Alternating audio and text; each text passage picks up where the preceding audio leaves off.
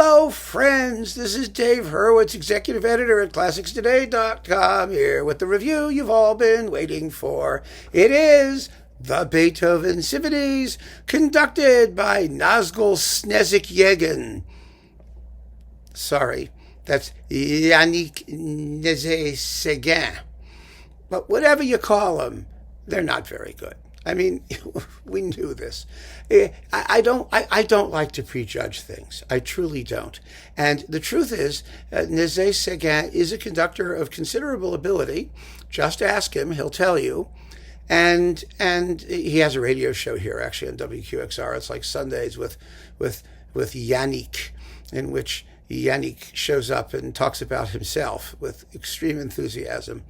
And, I listen to it sometimes puttering back from Connecticut. Anyway, none of that's relevant. What's relevant is Beethoven. There was a time when Beethoven symphony cycles were projects of a lifetime.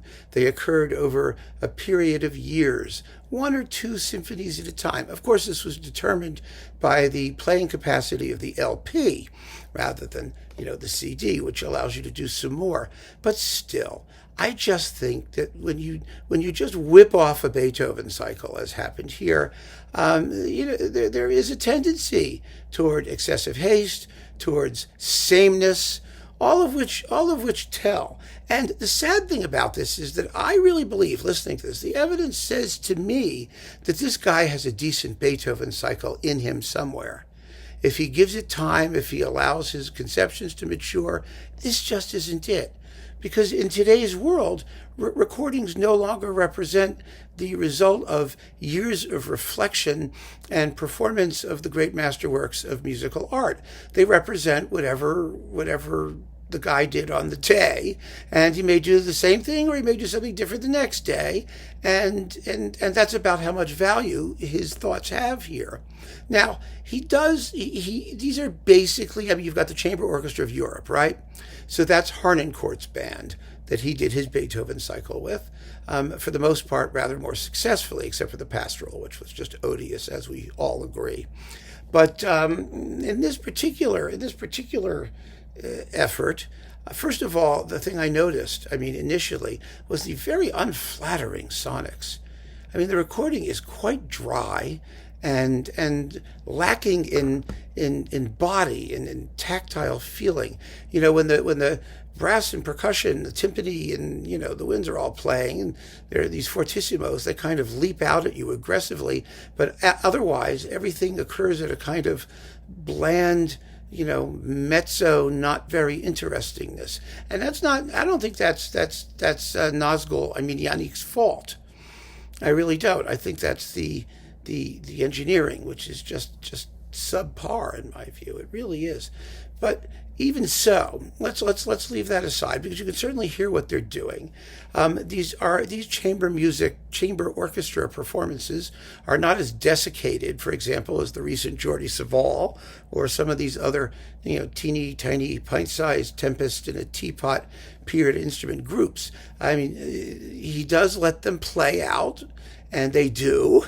And yes, there aren't enough strings. There's no question about that. And of course, the first couple of symphonies usually go best in those circumstances. But here's what puzzles me. This is what puzzles me. He's got ideas. I don't think they're all good ideas, but he's got ideas. I'll just give you one of the most obvious ones. He likes to play the last two movements, the minuet or scherzo attacca with the finale. And so, there are track listings here, but, they just zip right into the finale. This is something, of course, that conductors love to do live. I once got stuck at a performance of Rachmaninoff's First Symphony where the conductors decided to play the whole thing attacca, which did not work very well, I must say. But, they do that. This only becomes really irritating in the Seventh Symphony, the whole symphony of which he plays attacca, and it's just, there's no point. It actually becomes kind of irritating after the first movement when you hear the allegretto sort of kick in before you have time to take a breath after the da da da bum ba da bum ba da da da bum ba da bum ba da bum ba da bum ba da bum ba da bum ba da bum bum bum boom boo boo boo boo boo. No. that I don't think that goes terribly well. I really don't. And so on. Elsewhere, he only does it for the last couple of movements. And of course, in the Pastoral Symphony, where the last three movements are run on, he doesn't do it at all. He's sensible. There is an operative brain there somewhere deciding these things. Although in the Pastoral Symphony, the slow movement, oh my God, that scene by the brook is dead, dead, dead, dead, dead. Mostly due to the lack of string vibrato, which is de rigueur these days. And of course, as you know, completely wrong. And it's just, you've got 12 minutes of music to get through, and it needs to live. It has to breathe. And this just sounds completely static. And partly that's the bad sonics. But here's the point. There are other ideas too, and some of them work really well, like the coda of the finale of the Eroica. It's really exciting. It's one of the best since George Selden. It's fast. He really goes for it. I mean, there are wonderful moments like that, but they're just moments. They remain isolated moments. They really do. And here's my thing. If he's willing to do things like play the last two movements attacca or do that wonderful stuff with the coda of the Eroica, then why in the same symphony's first movement doesn't he fix the bloody trumpet parts when they have the tune at the climax of the coda of the first movement? Why do we have to hear da da da da da da da da? Why does anybody do that? I mean, if you're going to conduct, if you're going to take responsibility for shaping and doing things with the music, then do the smart things as well. Why don't you? And, as is always the case with these period instrument things, it's really very, very strange. They're not clearer or more transparent. They really aren't, for the most part. They simply, you don't have enough bass. I mean, he's got 4 basses. It's not enough. You don't hear the bass lines in the finale of the Fifth Symphony when the horns are going da, da, da, da, da, da, which sounds particularly lame here. But even so, then the timpani come crashing in and the orchestra going chug, chug, chug, chug. And the basses are supposed to be going like that. And, you hear that with Antal Dorati, you hear it with Leonard Bernstein of the New York Philharmonic, you hear it with Otto Klemperer, God knows. Why don't you hear it with the Chamber Orchestra of Europe? I mean, I will give him credit in the scherzo of the Fourth Symphony.